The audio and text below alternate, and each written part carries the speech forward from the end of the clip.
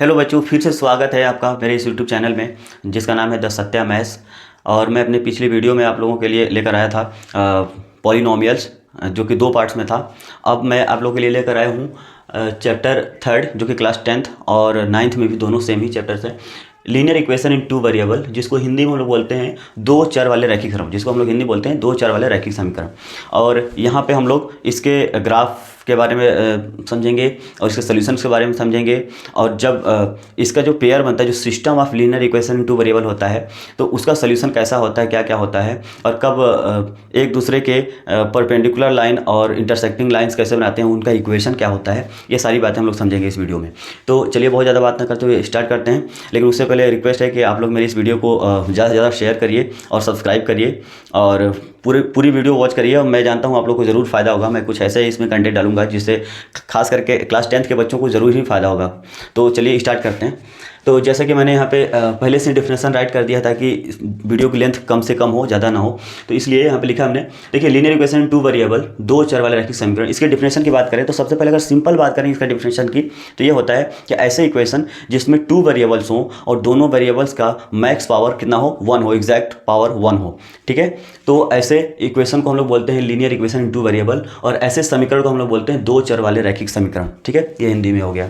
ठीक, तो यहाँ पे हमने डेफिनेशन राइट कर लिया। अगर बुक की बात करें तो हम लोग ऐसे राइट करते हैं कि the linear equation in the form of ax plus by plus c equal to 0 where a b and c are real number. ये रियल नंबर है, NO मतलब नंबर है, but a not equal to 0, a should not equal to 0 and b should not equal to 0। यहाँ पे क्या condition क्या है कि इस फॉर्म में जो भी इक्वेशन होते हैं कि ax plus by plus c equal to 0 के फॉर्म में जो भी इक्वेशन होते हैं वो लीनियर इक्वेशन इन 2 वेरिएबल कहे जाते हैं, जिसे हिंदी में 2 चर वाले रैखिक समीकरण कहते हैं। बट ये मोस्ट इंपॉर्टेंट इसका कंडीशन है कि a 0 नहीं होना चाहिए, b 0 नहीं होना चाहिए, क्योंकि रियल नंबर में 0 भी आता है। बट ये a b c रियल तो हैं, लेकिन एक कंडीशन ये है कि a और b 0 नहीं होंगे, c 0 हो सकता है। तो ये हमारा होता है लीनियर इक्वेशन इन 2 वेरिएबल। ठीक है, अब जैसे इसको आप लोग देख कर केवल इतना नहीं समझ पा रहे हो, जैसे कि आप लोगों ने देखा होगा 3x plus 5y plus 8 equal to 0।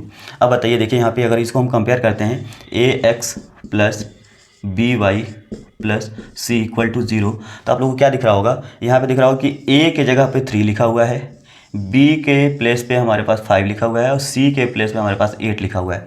तो ये a b c के वैल्यू हो गए।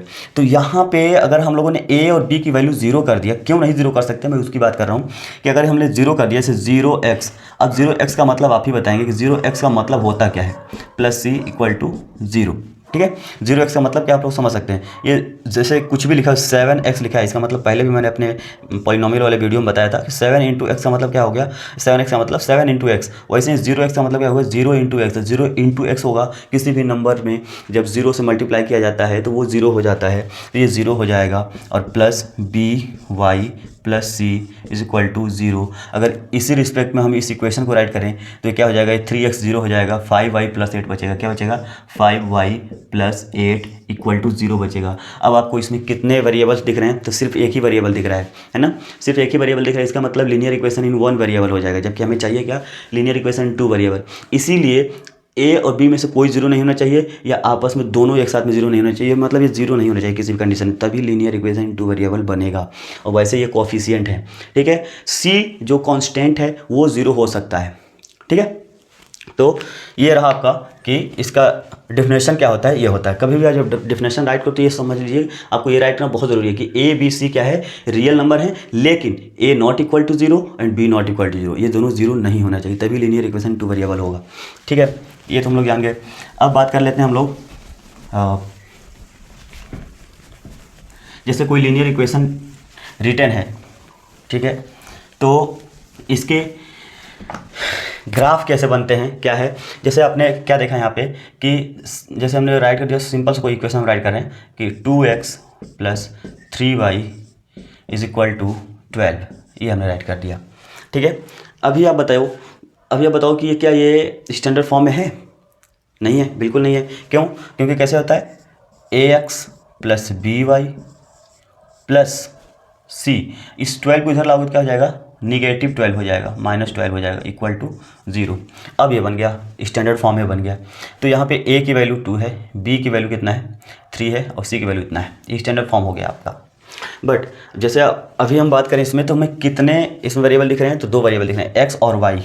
और देखिए मोस्टली जो चैप्टर्स मैथमेटिक में होता है, मैथमेटिक का जैसे जब भी ग्राफ की बात आता है या जो भी हम फंक्शंस के बारे में पढ़ते हैं, सिंपली आपको कोऑर्डिनेट ज्योमेट्री में ले जाता है। ग्राफ सोच करके, ग्राफ का नाम सुनकर बच्चे बहुत हताश हो जाते हैं, कि ग्राफ कैसे बनेगा, क्या होगा। बहुत ही सिंपल होता है ग्राफ। कभी ग्राफ को बहुत ज़्यादा हाइपर मत लीजिए, उसको बहुत ज़्यादा ये नहीं लेना कि टफ होता है, ऐसा कुछ नहीं। बस सिंपल है कि वैल्यू पुट करो, जो आउटपुट आएगा उससे हम लोग प्लॉट करते जाएंगे पॉइंट्स को। अब पॉइंट को प्लॉट करने से आपको तुरंत याद आ गया होगा कि कौन से चैप्टर की हम बात कर रहे हैं, कोऑर्डिनेट ज्योमेट्री की बात कर रहे हैं। तो इसमें जैसे है 2x + 3y - 12, जैसे ये प्लस ये माइनस, तो माइनस हो जाएगा इक्वल टू 0। अब इसमें आप क्या करोगे कि किसी एक को 0 पुट कर दो आप, जैसे पुट x = 0, x = 0। हाँ ध्यान रहे, अभी आप लोग कन्फ्यूज हो गए कि सर अभी तो आपने बताया था कि 0 नहीं रख सकते। हमने a और b की वैल्यू को बोला था कि 0 नहीं रख सकते। x और y 0 हो सकता है, ठीक है, वेरिएबल 0 हो सकता है, कोएफिशिएंट 0 नहीं हो सकता, ठीक है। तो ये हो गया, x की जगह पे आप 0 राइट कर दो, थोड़ा सा बड़ा लिख दे रहा हूँ, x = 0। जब x की जगह पे 0 रखोगे क्या हो जाएगा, 2 × 0 हो जाएगा, अब प्लस 3y - 12 = 0 हो जाएगा। अब 2 × 0 का मतलब 0 हो गया, प्लस 3y - 12 = 0। क्या हो गया, 3y - 12 = 0। अब यहाँ पे देख लो, तो ये 3y ऐसे रहने देते हैं, ये -12 इस तरफ से उस साइड जा रहा है, तो इक्वल टू +12 हो जाएगा। तो y = जो भी वेरिएबल के साथ इधर स्टिक होता है, चिपका हुआ होता है, उधर जाता है वो डिवाइड करता है। या कह लीजिए कि जो भी इधर वेरिएबल के साथ मल्टीप्लाई कर रहा है वो अदर साइड में जाता है तो डिवाइड करता है। तो 12/3 हो जाएगा। 3 के टेबल कितनी बार पढ़ें कि 12 आ जाए, तो 3 × 1 = 3 और 4 × 12, 4 × तो 4, y की वैल्यू क्या आ गया, 4 आ गया। अच्छा बताइए, आपने x की वैल्यू क्या लिया था, आपने लिया था 0। तो इस तरह से पहले x की वैल्यू जो कि 0 है, फिर y की वैल्यू जो कि 4 है। तो एक ये क्या आ गया आपका, एक सोल्यूशन आ गया। क्या आ गया, इस वाले इक्वेशन का एक सोल्यूशन आ गया। ये हो गया सोल्यूशन। तो ये तो हमने सोल्यूशन निकाल करके दिखाया, लेकिन सोल्यूशन होते क्या हैं। अगर कोई पूछता है कि what are the solution of linear equation in 2 variable, तो कहेंगे कि the values of used variable, जो भी वेरिएबल, यूज्ड वेरिएबल क्यों बोलेंगे, क्योंकि ये नेसेसरी नहीं है कि हमेशा x y ही यूज़ हो। जैसे अगर हमारे पास इस तरीके से रिटर्न है कि 3m + 5n + 3 = 0, तो क्या ये लीनियर इक्वेशन इन 2 वेरिएबल नहीं है, ये भी है, बिल्कुल है। तो इसलिए मैंने बोला कि the values of used variable, ठीक है, which satisfy the equation are known as the solution of linear equation in 2 variable, ठीक है। तो जो भी इसको m और n के हुए सभी वैल्यू जो इसको सेटिस्फाई करेंगे, इसके सोल्यूशन कहे जाएंगे, ठीक है। तो ये हमारा हो गया कि what are the solution of the linear equation in 2 variable, ठीक है। और कैसे निकाले जाते हैं ये आप समझ गए। जैसे हमने अभी x के जगह पे 0 रख के निकाला, ठीक है ना। अब एक बार आप y के जगह पे 0 रख दो और फिर x के लिए सॉल्व कर लो, एक और आ जाएगा इक्वेशन। और ये पॉइंट आप देख के आपको अंदाज़ा लग रहा होगा कि ये बताओ, यहाँ पे जैसे हमने कोऑर्डिनेट एक्सेस बना दिया हमने, ठीक है, आप जानते हो यहाँ पे। तो अगर इस पॉइंट को हमें रखना होगा तो क्या होगा, x 0 हो गया, y पे 4, वो भी पॉजिटिव है, y पे 4, तो 1 2 3 4 यहाँ पे कहीं आ जाएगा। तो बताओ ये पॉइंट कहाँ होगा, यहाँ पे होगा। क्यों, क्योंकि x पे 0 है। x 0 कहाँ पे होता है, y एक्सिस पर x 0 होता है। क्यों, क्योंकि x तभी काउंट किया जाता है जब y से या तो राइट में या लेफ्ट में जाएंगे। जब तक हम इधर बढ़ेंगे नहीं तो कुछ डिस्टेंस ही नहीं होगा। तो इसलिए जब भी x 0 हो तो y एक्सिस पर ही वो पॉइंट होगा। तो ये पॉइंट हो जाएगा 0,4, ठीक है। ऐसे ही सपोज इसका अगर हम रखते हैं, जब y को 0 रखोगे, आप y को 0 रखोगे तो 6 आ जाएगा। तो आ जाएगा 6,0, जैसे 1 2 3 4 5, ये 6 हो गया, ठीक है। तो ये आ जाएगा 6,0। अब यहाँ पे देखिए ये वाला पॉइंट हो गया, ये वाला। क्यों, क्योंकि यहाँ पे y 0 है।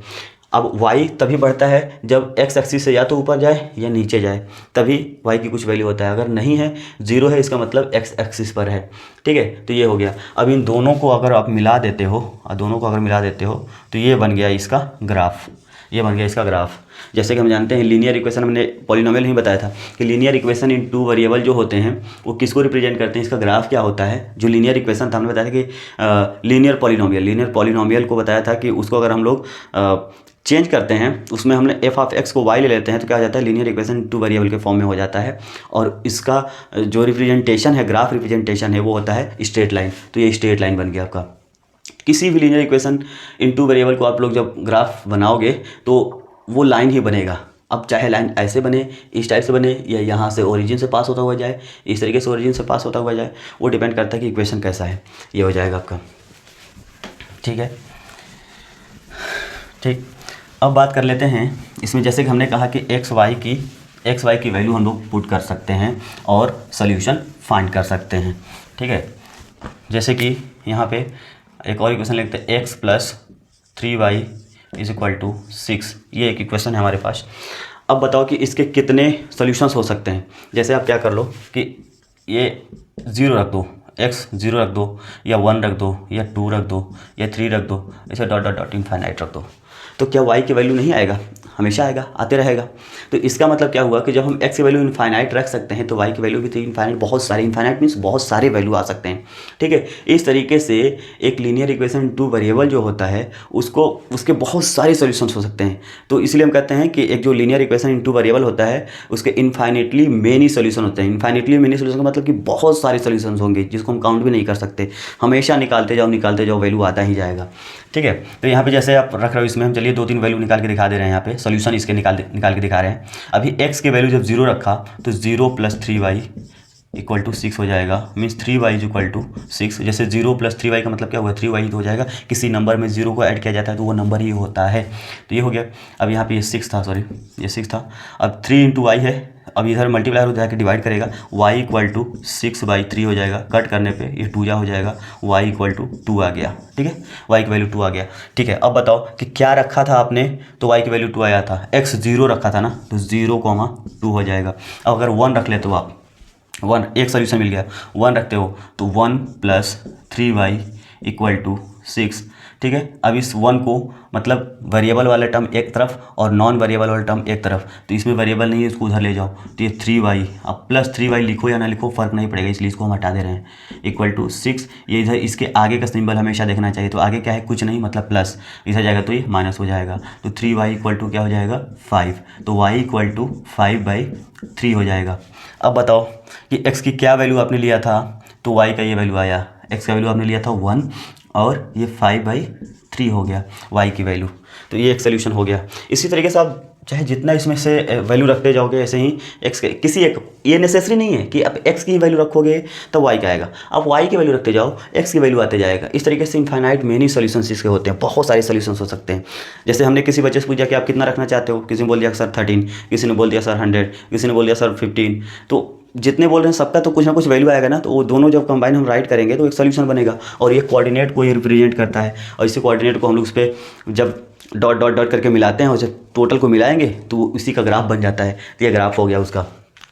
ठीक है, अब इसमें हम बात कर लेते हैं थोड़ा सा कि चलो ये जान गए कि एक लीनियर इक्वेशन इन टू वेरिएबल जो होता है उसके पास इनफाइनेटली मेनी सॉल्यूशन होते हैं। इनफाइनेटली मेनी सॉल्यूशंस होते हैं, मतलब दो चर वाले रैखिक समीकरण जो होता है उसमें बहुत सारे सॉल्यूशंस होते हैं। सॉल्यूशंस मीन्स हल, जिसके बहुत सारे हल होते हैं। ठीक है, अब ये इसके बाद हम बात कर लेते हैं कि कभी कभी ऐसे बोल देता है कि 9th के बच्चों के लिए क्वेश्चन है कि इफ़, जैसे ये क्वेश्चन है कि if 2, 3 is a solution of equation x - y + 5, x - y = +5। यहाँ पे हम ऐसे kx - y = 5 हमने ऐसे राइट कर दिया। Then if this is a solution of equation this, then find the value of k। ये पूरा क्वेश्चन मैं राइट नहीं करूँ, राइट करने में बहुत टाइम लग रहा है। ठीक है, तो हम लोग k की वैल्यू कैसे फाइंड करेंगे, तो आप जानते हो कि ये 2 और 3 क्या है, ये x की वैल्यू है, ये y की वैल्यू है। इसका मतलब जहाँ पे x है वहाँ पे 2, जहाँ पे y है वहाँ पे 3 रख देंगे। तो k × 2 माइनस, और यहाँ पे y की जगह पे हो जाएगा 3 = 5, राइट। तो यहाँ पे k × 2 का मतलब क्या हो गया, 2k हो गया। 2k - 3 = 5। तो 2k को ऐसे ही रहने दो, ये -3 को उधर ले जाओ = 5। ये -3 है तो आके +3 हो जाएगा। तो 2k इक्वल टू 5 और 3 8 हो गया, बोलो सही है। तो ये हो जाएगा k इक्वल टू 8/2, ठीक है। अब यहाँ पे कट कर दो, 2 की टेबल पढ़ो कि 8 आ जाए, 4 टाइम पढ़ोगे 2 4 जा 8, तो k की वैल्यू क्या आ गया, 4 आ गया, ठीक है। अगर किसी मतलब इस इक्वेशन का सॉल्यूशन ये है तो k की वैल्यू क्या होगा, ये होगा। इस टाइप से क्वेश्चन पूछे जाते हैं। एक तो ये हो गया आपका, फिर इसमें सॉल्यूशन पूछता है तो सॉल्यूशन की 3 सॉल्यूशन फाइंड करो, 4 सॉल्यूशन फाइंड करो। तो सॉल्यूशन फाइंड करने के लिए क्या है कि आप कुछ भी राइट कर सकते हो अपनी मर्जी से, कोई नेसेसरी नहीं है कि 0 रखो फिर 1 रखो फिर 2 रखो, ऐसा नहीं है। अब सीधे कर लो कि सीधे 5 रख लो या सीधे आप 6 रख लो, जो आपको लग रहा है कि ये रखने पे वैल्यू सही आएगा। और इसका कभी ये मत देखा करो कि पॉइंट में वैल्यू आएगा तो इसलिए हम ऐसा नहीं, हम सोच के रखें ताकि पॉइंट में ना वैल्यू आए, उससे आप ना डरो। आपको सॉल्यूशन लिखना है। जब क्वेश्चन सिंपल पूछा है ना कि right 3 solution of this equation, तो आप सिंपली 1 2 3 पुट कर दो, ये हो गया। लेकिन आपको जब ग्राफ बनाना हो तो ग्राफ बनाना तो आप एक बार x को 0 रखो और y की वैल्यू फाइंड कर लो, y की वैल्यू फाइंड कर लो, और दूसरी बार y की वैल्यू 0 रखो और x की वैल्यू फाइंड कर लो। इससे क्या हो जाता है, ग्राफ बनाना ड्रॉ करना बड़ा आसान हो जाता है। सपोज कि ग्राफ इस तरीके से 8/3 आ गया, ऐसे आ गया कि 0,8/3 ऐसा कुछ आ गया, तब उस कंडीशन में क्या करोगे आप, इससे इसको डिवाइड कर दोगे तो क्या हो जाएगा 0, इसको डिवाइड करोगे आप 3 से, तो ये 2.6 आई थिंक समथिंग ऐसे कुछ आएगा, ऐसे आ जाएगा ये। तो आप उसमें आप देखो 2 मतलब 2 और 3 के बीचों बीच में रख दो, थोड़ा सा बीच से ज़्यादा रख दो कहीं पे, और वही आपको पॉइंट हो जाएगा। और अगर ग्राफ की बात है तो ग्राफ में पॉइंट काउंट करके आप उसके हिसाब से रख सकते हो, तो ये हो जाएगा। तो इससे ग्राफ बनाना आसान रहता है। लेकिन जब आपको सॉल्यूशन लिखना है तो आप 1 2 3 4 या कुछ भी नंबर रख सकते हो। लेकिन मैं ग्राफ बनाने के लिए मैं यही हमेशा यही बोलता हूँ आप लोग से कि एक बार x को 0 पुट करो, एक बार y को 0 पुट करो, 2 सॉल्यूशन मिलेगा, तुरंत लाइन ड्रॉ कर दो, ख़त्म काम, ठीक है। तो ये हो गया, ठीक है। अब इसमें कुछ ऐसे ही ग्राफ हैं, जैसे ये तो हो गया लीनियर इक्वेशन 2 वेरिएबल।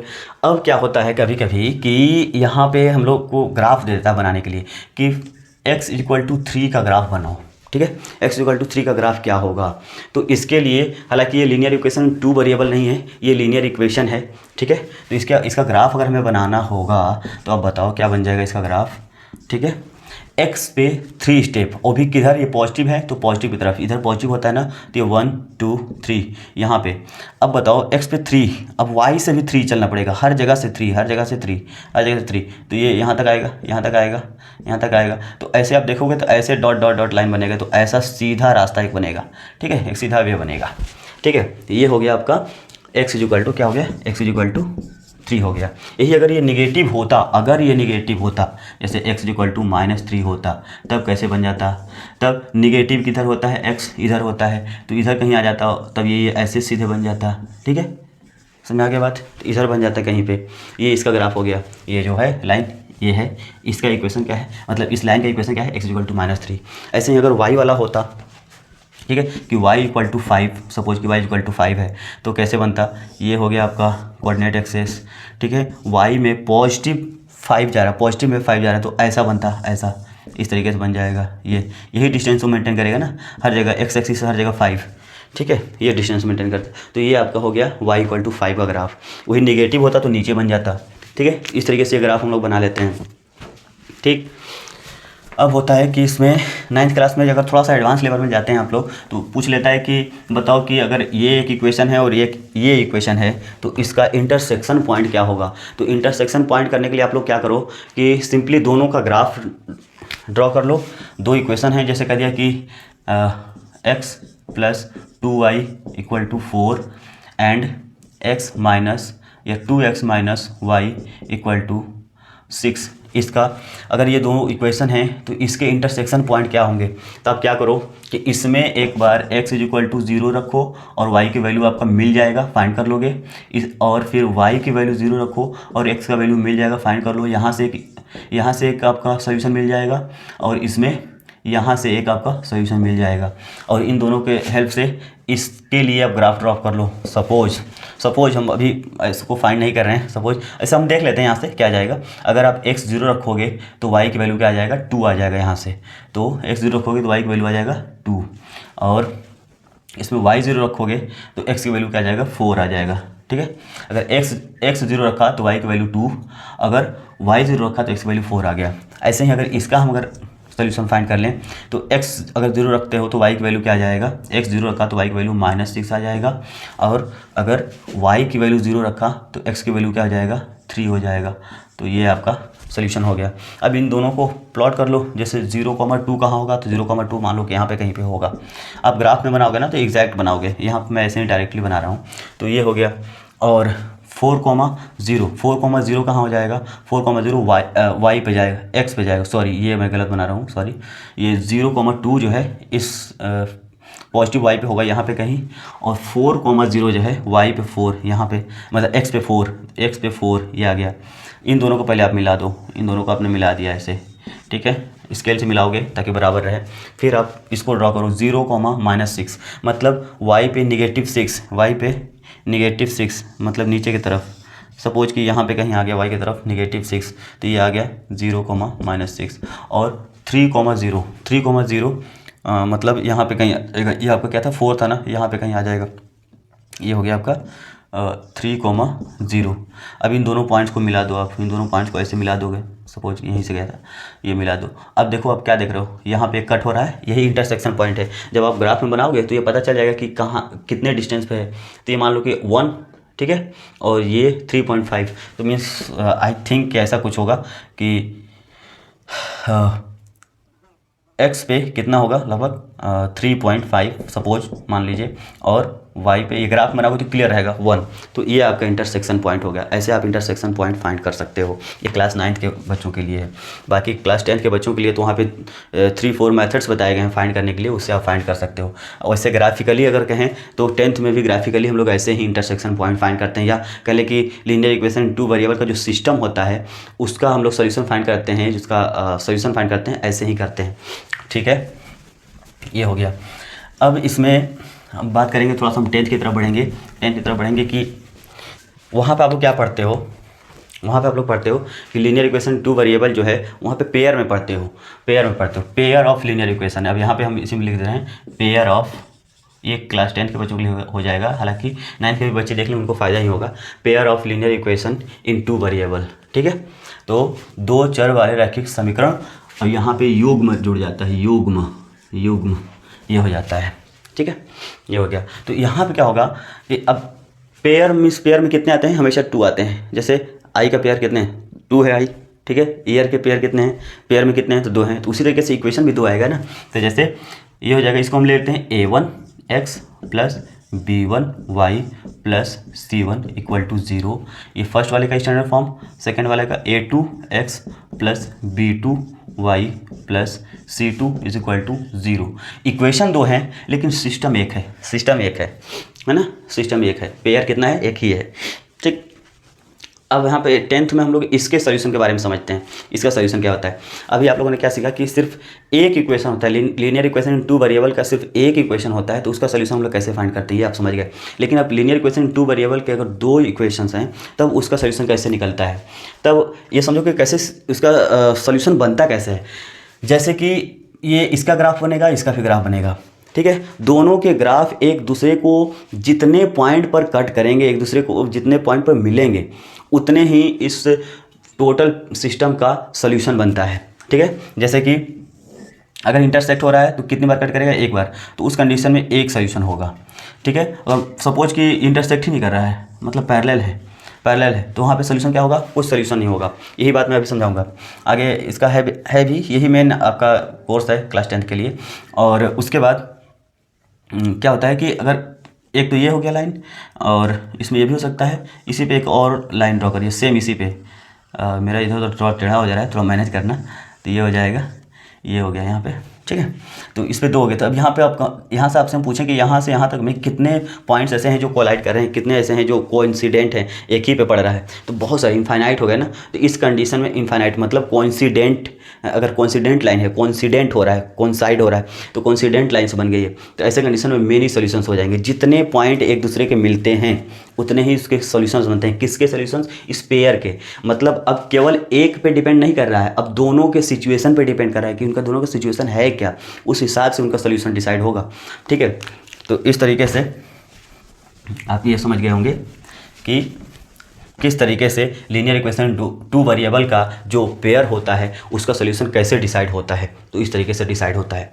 ठीक है, ओके। अब जैसे केवल ये देख के शायद आप लोग ना समझ पाए हो, इसके लिए मैं एक दूसरा लिख दे रहा हूँ, जैसे 3x + y - 5 = 0 एक इक्वेशन। फिर यहाँ पे लिख दिया हमने 2x + 3y - 12 = 0। ये दो इक्वेशन हो गए, pair of linear equation two variable हो गया। अब इसका कहेगा कि इसका सोल्यूशन फाइंड करिए, इसका सोल्यूशन फाइंड करिए, या इन दोनों लाइंस का इंटरसेक्शन पॉइंट फाइंड करिए। तो सोल्यूशन इसके कितने होंगे किस पे डिपेंड करेगा। हम इसके लिए कुछ फॉर्मूले होते हैं, इसके लिए कुछ वहाँ पे फैक्ट्स दिए रहते हैं कि मतलब किस कंडीशन में कंडीशंस दिए रहते हैं कि किस कंडीशन में कितना सोल्यूशन होगा। तो अभी हम डिस्कस करेंगे उसको। इसमें क्या हो जाएगा, इसमें जैसे कह दिया कि इनका सोल्यूशन आप ग्राफिकली फाइंड करो, तो मैंने बता दिया कि इसका आप पहले ग्राफ ड्रॉ कर लो, कैसे अभी बताया था हमने यहाँ पे। ठीक है, और फिर इसका भी आप ग्राफ ड्रॉ कर लो, फिर देखो कि दोनों लाइंस कहाँ कट कर रहा है। ठीक है, अगर नहीं कट कर रहा है तो कह दो कि कोई सोल्यूशन नहीं है, इसका कोई सोल्यूशन नहीं है। अगर कट कर रहा है, एक जगह इंटरसेक्ट कर रहा है, तो आप जहाँ पे इंटरसेक्ट कर रहे हो उस पॉइंट को ढूंढो कि कौन सा कोऑर्डिनेट है, उस कोऑर्डिनेट को बता दो कि यही इसका इंटरसेक्शन पॉइंट है। ठीक है, अगर कोइंसिडेंट है तो कह दो कि इन्फिनिटली मेनी सोल्यूशंस हैं, बहुत सारे हैं, उसमें भी लिख नहीं सकते, केवल एक ही कंडीशन हम राइट कर सकते हैं जब इंटरसेक्ट करेगा। अगर कोइंसिडेंट लाइन्स हैं तभी हम राइट नहीं कर सकते कि ये इसका इंटरसेक्शन पॉइंट होगा, और अगर पैरेलल है तभी हम नहीं लिख सकते, तो वहाँ पर लिख देंगे कि नो सोल्यूशन, कोई सोल्यूशन नहीं होगा। ठीक है, ये हो गया आपका। उसके बाद अब फाइनली हम बात करते हैं उस कंडीशन की कि किस किस कंडीशन में क्या ये बताते हैं। ठीक है, ये कोफिशिएंट से हम लोग बता सकते हैं, कोफिशिएंट के कंडीशन से बता सकते हैं कि इसके कितने सॉल्यूशंस होंगे इस पेयर्स के। ठीक है, तो जैसे अगर कंडीशन ये है, तीन कंडीशन बनते हैं। एक फर्स्ट कंडीशन ये है कि अगर A1/A2 ठीक है नॉट इक्वल टू B1/B2 आ गया। अब इसका मतलब यहाँ पे देखो मैंने इक्वेशन लिखा था, फिर से राइट कर दूँ कि 3x + 5y + 3 = 0, 4x + 5y - 8 = 0, ऐसा इक्वेशंस है। ठीक है, तो अगर ये कंडीशन बन रहा है कि A1/A2 निकाला और B1/B2 निकाला और दोनों को कंपेयर किया, जैसे यहाँ से A1 क्या है, ये हो गया हमारे पास A1, ये हो गया A2, ये हो गया B1, ये हो गया B2, ये हो गया C1, ये हो गया C2। ठीक है, अगर माइनस है तो माइनस कंसीडर करोगे आप। ठीक, तो यहाँ पे इस कंडीशन से अगर निकालते हैं तो क्या आ जाएगा, 3/4 हो जाएगा। क्या जाएगा, 3/4 हो जाएगा। ठीक, ये आ गया हमारा A1/A2। ठीक है, चलिए अब B1/B2 निकालते हैं। B1/B2, B1 कितना है, 5 है, और B2 कितना है, भी 5 है, ये कट के 1 आ जाए, B1/B2। अब बताओ क्या A1/A2 B1/B2 के इक्वल है? आप कहोगे बिल्कुल नहीं, क्योंकि यहाँ पे 3/4 है, यहाँ पे सिर्फ 1 आ रहा है, तो कहाँ इक्वल है, तो ये नॉट इक्वल टू आ गया। ठीक है, तो ऐसे आप देखोगे कि इक्वल है कि नहीं है। अगर ये इक्वल नहीं है तो उस कंडीशन में क्या होगा, उस कंडीशन में क्या होगा आप समझ लो, पहले राइट कर दे रहे हैं। उस कंडीशन में जो लाइंस होंगे, इनका जो ग्राफ बनेगा, लाइंस जो होंगे, लाइंस आर इंटरसेक्टिंग लाइंस बनेंगे। ठीक है, इंटरसेक्टिंग लाइंस बन जाएंगे। और सोल्यूशन कितना होगा हमने बताया था कि अगर इंटरसेक्ट कर रहा है तो एक सोल्यूशन बनेगा, है ना, यूनिक सोल्यूशन या वन सोल्यूशन, यूनिक सोल्यूशन। ठीक है, ये हो जाएगा number of solution, unique solution. और कंडीशन क्या है, लाइंस, मतलब लाइंस के कंडीशन क्या है, तो इंटरसेक्टिंग होंगे। ठीक है, दूसरा कंडीशन आपका बन जाता है कि A1/A2 ठीक है इक्वल हो गया B1/B2 के, बट C1/C2 के इक्वल नहीं हुआ। तब क्या हो जाएगा, उस कंडीशन में जो होगा, लाइंस के जो कंडीशंस हैं वो क्या हो जाएंगे, वो पैरेलल हो जाएंगे। ठीक है, पैरेलल लाइंस बनेंगे। लाइंस कैसे बनेंगे, तो लाइन पैरेलल होंगे एक दूसरे के, लाइन पैरेलल होंगे। और सोल्यूशन कितने होंगे, तो इसमें कोई सोल्यूशन नहीं, जब कोई इंटरसेक्शन पॉइंट ही नहीं होगा। जैसे मैं बोला कि दोनों लाइंस के जितने इंटरसेक्शन पॉइंट्स होते हैं उतने ही उसके सोल्यूशन होते हैं। जब कोई इंटरसेक्शन पॉइंट ही नहीं होगा तो कोई सोल्यूशन भी नहीं होगा, तो इसलिए नो सोल्यूशंस। ठीक है, तो नो सोल्यूशंस हो जाएगा। ठीक है, बाहर थोड़ा जानवर बोल रहे हैं तो उसके वजह से मे बी कि डिस्टर्ब हो, तो आप लोग उससे डिस्ट्रैक्ट ना होइए, आप लोग इसको समझिए क्या कर सकते हैं। अब इसीलिए मैं अभी नाइट के 1 o'clock में वीडियो शूट कर रहा हूँ, फिर भी हैं चीज़ें, फैक्टर्स हैं जो डिस्टर्ब करते हैं, ठीक है। फिर हो जाएगा यहाँ पे थर्ड वाला, जैसे A1/A2 इक्वल टू B1/B2, ठीक है, इक्वल टू C1/C2, ठीक है।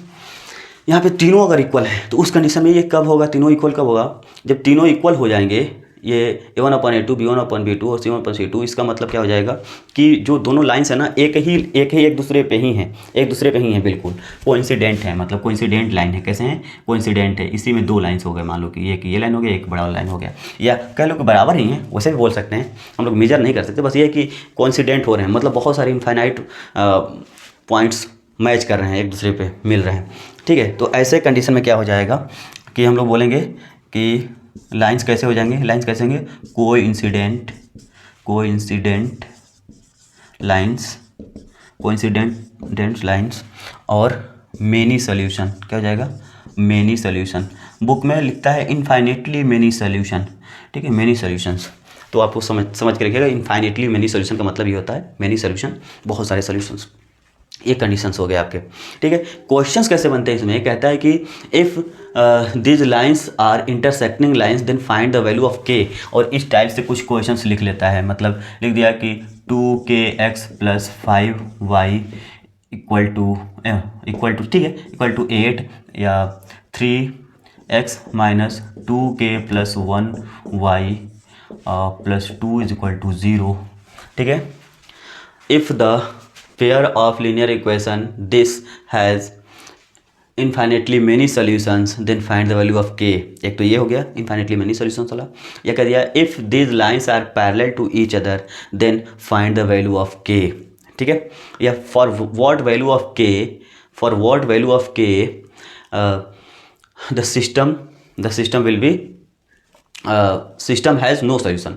For what value of k system has no solution. तो आप पैरेलल वाला कंडीशन लगा दोगे, ये वाला लगा दोगे कि B1/B2 not equal to C1/C2, ये लगा दोगे और वहाँ से बता दोगे कि के की वैल्यू इसके इक्वल नहीं होना चाहिए, तब ये कंडीशन फॉलो करेगा। फिर ये भी पूछ लेता है कि for what value of k this lines are intersecting lines. तो आप ये वाला कंडीशन रख दोगे कि A1/A2 not equal to B1/B2 रख लोगे। अगर दोनों इक्वल नहीं हैं, इस कंडीशन में रख करके सॉल्व कर लोगे, के की वैल्यू वहाँ से आ जाएगा कि जब के इसके इक्वल नहीं होगा तो उस कंडीशन में क्या होगा कि इंटरसेक्टिंग लाइंस बनेंगे, ठीक है। तो इस तरीके से हम लोग ये समझ लेते हैं, ठीक।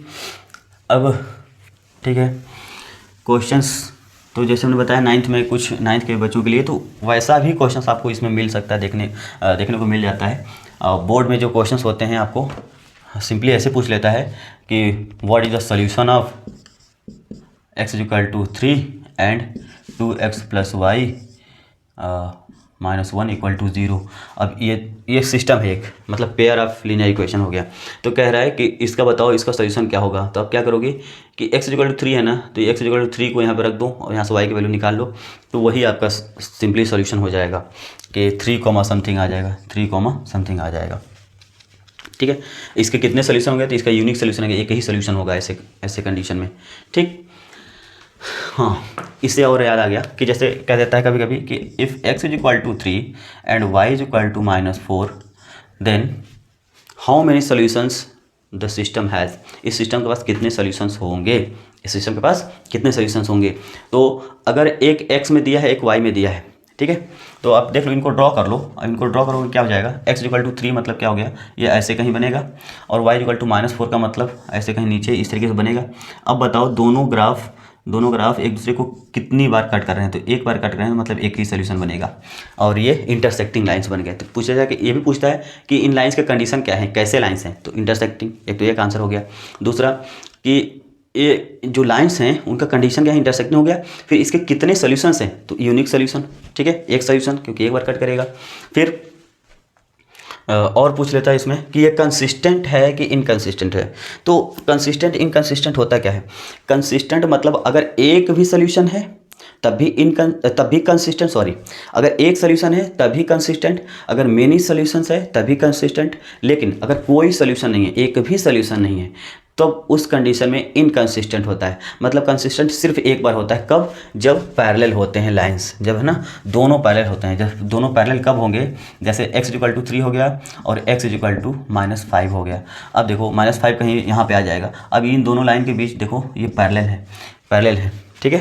तो अब ये सिस्टम कैसा बना? ये सिस्टम बना इनकंसिस्टेंट। क्यों? क्योंकि इसके कोई सोल्यूशन नहीं होंगे। क्या आप राइट करोगे? जैसे हम कहते हैं कि इसका सोल्यूशन राइट करो, इनमें से सोल्यूशन क्या राइट करोगे कि 3, -5। अब कैसे राइट कर दोगे? ये भी ऑब्सिसा है, ये भी ऑब्सिसा है, तो ये ऑर्डिनेट के जगह पर राइट कर दिए तो गलत हो गया ना। तो इसलिए इसके कोई सोल्यूशंस ही नहीं होते हैं, इसको सोल्यूशन ही नहीं होंगे कोई, ठीक। तो इस कंडीशन में मतलब इनकंसिस्टेंट कब होता है? जब कोई सोल्यूशन नहीं हो, ठीक है। ठीक, देख लो यहाँ पे मैं राइट कर दे रहा हूँ कि वन सॉल्यूशन और मेनी सॉल्यूशन, ठीक है। इस कंडीशन में क्या होता है? सिस्टम कैसा होता है? तो ये होता है कंसिस्टेंट, ठीक है। नो सॉल्यूशन, अगर कोई सॉल्यूशन नहीं है तो उस कंडीशन में सिस्टम क्या होता है? इनकंसिस्टेंट। क्या होता है? इनकंसिस्टेंट, ठीक है। ये हो गया, इनकंसिस्टेंट हो गया, ठीक। और कुछ उठ रहा है? नहीं, आई थिंक नहीं। हाँ, तो उसमें हम बता रहे थे ये कंसिस्टेंट इनकंसिस्टेंट, समझ गए आप? आई होप कि आप समझ गए होंगे। अब जैसे इसमें और आगे बात करते हैं कि अगर x में कुछ दे दिया वैल्यू x= ऐसे, तो पूछ दिया तो कह दोगे नो सोल्यूशन। क्यों? क्योंकि पैरेलल है, ठीक है। अगर एक x में है एक y में है तो तुरंत बोल दो कि ये इंटरसेक्टिंग है। ऐसे क्वेश्चन जरूर आता है बोर्ड में, ठीक है। एक ये हो गया। दूसरा एक बहुत इंपॉर्टेंट चीज़ जो आपको MCQs में इस चैप्टर से देखने को मिल जाएगा MCQs में, एक तो ये सब जो हमने बोला intersecting, no solutions, coincident, inconsistent, ये आपको क्वेश्चन ऐसे मिल सकते हैं, ठीक है। दूसरा ये हो जाएगा, कहता है कि 3x + 5y - 3 = 0, ऐसा कुछ इक्वेशन दे दिया। कह रहे कि बताओ इसके पैरेलल लाइन क्या होंगे। तो आपको क्या करना है इसमें कि पैरेलल लाइन के लिए सिर्फ ये कर दो कि सिंपली आप ये कर लो 3x है, ठीक है। 3x है तो पैरेलल में हमें चाहिए क्या कि a1/a2 इक्वल होना चाहिए b1/b2 के, but not equal to c1/c2। ये सेम चीज़ रखो, केवल कांस्टेंट चेंज कर दो। सिंपली आपको ये लिखने की जरूरत नहीं कि a1/a2 सोचो, b1/b2 सोचो फिर उसको राइट करो। सिंपली जब भी कहे कोई लीनियर इक्वेशन 2 वेरिएबल दिया है, कह रहे कि इसका पैरेलल है ना, इसका पैरेलल इक्वेशन लिखो, इसका पैरेलल इक्वेशन क्या हो जाएगा? सिंपली देखो 3x लिखा है 3x राइट कर दो, प्लस है प्लस कर दो, 5y है 5y कर दो। बस यहाँ पे जैसे c पे आओ ना, बस चेंज कर दो, सिंपली +3 कर दो, +8 कर दो, कुछ भी कर दो, 7 कर दो, = 0। बस केवल कांस्टेंट टर्म को चेंज कर दो, उसका पैरेलल हो जाएगा। बस बाकी सब सेम रखो, इसको चेंज मत करो। ये हो गया। अगर इसी का कह दिया कि चलो भैया इसका परपेंडिकुलर या इसका इंटरसेक्टिंग फाइंड करो, तो उस कंडीशन में क्या कर लोगे? तब करोगे कि कोफिशिएंट चेंज कर दो। कोफिशिएंट क्या कर दो? ये 5y है 3x है, यहाँ पे उल्टा कर दो, 5x कर दो। यहाँ पे देखो 3x था, हमने 5x कर दिया, और 3y कर दो, और ये चाहो तो इसको चेंज कर दो या ना चेंज करो, कोई दिक्कत नहीं है, तो = 0। अब ये जो हो गया इंटरसेक्टिंग हो गया, किसी भी कीमत पे ये इंटरसेक्टिंग हो जाएगा, ठीक है। तो इतनी चीज़ें आप लोगों को देखनी है, ये इसी तरीके से आता है। तो ये हो गया आपका क्या है? ये परपेंडिकुलर कह लो, परपेंडिकुलर, ठीक है, लाइन, परपेंडिकुलर इक्वेशन या लाइन इक्वेशन, परपेंडिकुलर लाइन का इक्वेशन, इसके परपेंडिकुलर लाइन का इक्वेशन ये हो गया, ठीक है। सबसे पहले फिर से एक बार रिपीट कर दे रहा हूँ कि इक्वेशन गिवन है, कह रहे हैं कि इसका एक पैरेलल इक्वेशन राइट करो, एक ऐसा इक्वेशन राइट करो जिसका ग्राफ बनाए तो इसके ग्राफ के पैरेलल हो। तो उस कंडीशन में क्या करोगे आप कि सिंपली 3x 5y ये दोनों ऐसे रहने दोगे, जो भी है सिंबल सहित, बस केवल क्या करोगे? कांस्टेंट चेंज कर दोगे, वो आपका पैरेलल हो गया, ठीक है। अब परपेंडिकुलर की बात करेगा तो परपेंडिकुलर में आपको क्या करना है कि ये कोफिशिएंट चेंज कर दोगे, कोफिशिएंट चेंज कर दो, और चाहो तो यहाँ पे सिंबल भी चेंज कर दो। कोफिशिएंट चेंज कर देना है, जो 5 के साथ y के साथ कोफिशिएंट था वो x के साथ कर दो, जो x के साथ कोफिशिएंट था वो y के साथ कर दो, और चाहो तो यहाँ पे कांस्टेंट टर्म भी चेंज कर सकते हो, नहीं भी करोगे तो कोई फ़र्क नहीं पड़ेगा, तो राइट कर सकते हो आप। ऑप्शन में भी आता है तो आप ऐसे ही ढूंढोगे कि इनका कहाँ पे ऐसा है जो चेंज है। जैसे यहाँ पे 3x है 3y हो गया, 5y है 5x हो गया, हाँ ये है। बस इतना देख कर टिक कर दो अगर MCQs में है तो। इस तरीके से भी क्वेश्चन पूछ लेता है। ठीक है। तो इसके अलावा इस चैप्टर में जो बचा हुआ है, आई थिंक कि अब इसमें कुछ बच नहीं रहा है। बस एक चीज़ और है, जैसे ट्रायंगल्स का एरिया वगैरह पूछ देता है कि इस ट्रायंगल का एरिया बताओ। कि दो इक्वेशन दे दिया आपका, एक दे दिया कि 2x + y + 8 = 0, और एक दे दिया x + y = 7, ऐसे दे दिया। कह रहा है कि find the area of triangle which is formed by this line and x axis. जैसे कुछ बना, सपोज हम इसका सोल्यूशन फाइंड नहीं कर रहे हैं, इसका सोल्यूशन फाइंड नहीं कर रहे हैं, एक बन गया आपका ऐसे और दूसरा आपका बन गया ऐसे, ठीक है। तो ये सपोज कि यहीं से कट हो रहा है, तो कह रहा है कि इन दोनों लाइंस और एक्स एक्सिस से जो ट्रायंगल बन रहा है, तो देखो कौन सा बन रहा है, ये वाला ट्रायंगल, इसका एरिया फाइंड करो। तो उस कंडीशन में देखो एरिया का फार्मूला क्या होता है, ट्रायंगल के एरिया का फार्मूला क्या होता है, 1/2 हाइट इंटू बेस, और ये कॉरेस्पॉन्डिंग बेस होता है। तो ये हाइट आपका हो गया ये, तो इतना ये वाला अगर पॉइंट, आप इंटरसेक्शन पॉइंट फाइंड कर लो, इन दोनों का इंटरसेक्शन पॉइंट फाइंड कर लो, ये पॉइंट मिल जाएगा। तो जो ऑब्सिसा में जो पॉइंट होगा, जो मतलब सपोज किया गया 5,8, तो आपका हाइट ये हो गया, ठीक है। और यहाँ पे कुछ फाइंड कर लो, एक पॉइंट x0 y0 रख कर फाइंड कर लो, और यहाँ पे भी इसमें y0 रख कर फाइंड कर लो। इन दोनों का आ जाएगा, सपोज कि यहाँ पे आ जाएगा 5,0 और यहाँ पे आ गया 7,0। सपोज मैं इसके हिसाब से निकाल नहीं रहा हूँ, बस बता रहा हूँ कि अगर ऐसा कुछ आ जाता है। ये हो गया 3 कोऑर्डिनेट्स मिल गए हमें। अब इसका क्या करना है, 1/2 हाइट हमें पता चल गया 8 हो गया। अब बेस कितना है, तो अब यहाँ पे देखो, यहाँ से ये 5 और यहाँ से ये 7, तो टोटल कितना हो जाएगा, ये 5 ये 7 हो जाएगा 12। तो इस तरीके से आप एरिया फाइंड कर सकते हो। 1/2 हाइट कितना है, 8 है, और बेस कितना मिल गया हमें, टोटल कितना आया था, ये टोटल आ गया था 12, तो 12 हो जाएगा 12, यहाँ से कट कर दो, ये हो जाएगा 4, और 12 4 × 48, ठीक है। ये स्क्वायर यूनिट। तो आई थिंक बस इतना ही है लीनियर इक्वेशन इन 2 वेरिएबल, जो कि सीबीएसई के सिलेबस में है, जो क्लास 10th और 9th के बच्चों के लिए। और भी कुछ बचा होगा तो आप लोग कमेंट करोगे तो मैं उसको भी एक छोटा सा वीडियो बनाकर बता दूंगा, क्लियर कर दूंगा। आई होप कि आप लोगों को वीडियो पसंद आया होगा और कुछ ना कुछ आप लोगों ने सीखा होगा। अगर वीडियो ज़्यादा तेज़ लगा, फास्ट लगा कि मैं बहुत तेज़ी से पढ़ा रहा हूँ, तो आप लोग कमेंट जरूर करिए, और मैं स्लो करके बताऊँगा। और थोड़ा मैं ये बस ये चाहता हूँ कि वीडियो का लेंथ बहुत ज़्यादा ना हो। मुझे लगता है कि इतना मैंने फास्ट किया फिर भी वीडियो का लेंथ ज़्यादा हो गया होगा, और बच्चे ज़्यादा देर तक देखना नहीं चाहते हैं, क्योंकि थोड़ी सी टाइम में उनको बहुत ज़्यादा मिल जाए, तो होना भी चाहिए। तो मैं अब नेक्स्ट टाइम से और ट्राई करूँगा कि छोटी सी वीडियो में ज़्यादा से ज़्यादा इन्फॉर्मेशन दी जाए। तो वीडियो शेयर करिए, पढ़ते रहिए और अच्छे मार्क्स आइए। थैंक यू, जय हिंद।